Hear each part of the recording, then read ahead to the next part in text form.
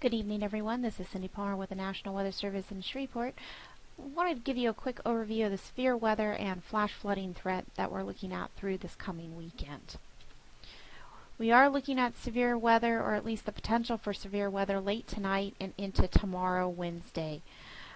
Currently, as of 9 p.m., there is a line of thunderstorms still west of Dallas-Fort Worth, and that line will move across the area late tonight. After midnight, I think we'll start to see the line reach some of our East Texas counties, but it will slowly move its way across the region tonight. We are expecting it to stall on Wednesday with potential for severe weather.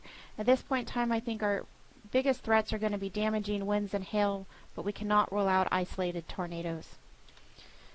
With this line of thunderstorms and showers that will be coming over the area the next few days, we are looking at 1 to 3 inches of rainfall.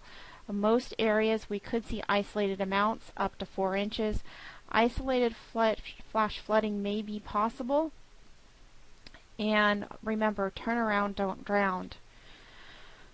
But our real concern for flash flooding is going to come Friday through Sunday as another storm moves into the area. At this point in time, we're looking at an additional 2 to 4 inches of rainfall with isolated higher amounts.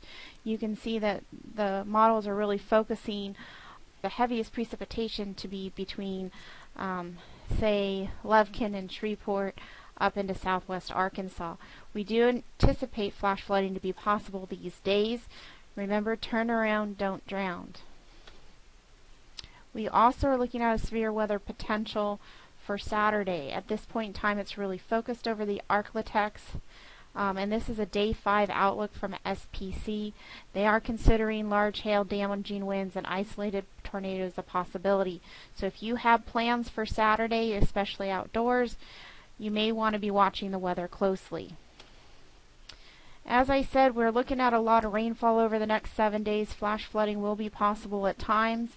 Here are the 7-day totals. So tonight through next Tuesday, we are looking at 4 to 8 inches of rainfall possible with isolated higher amounts. We are expecting this to lead to flash flooding and river flooding. So really stay tuned to the weather over the next week, especially if you have plans this weekend outdoors on Saturday. Stay tuned to the weather. Thanks for listening.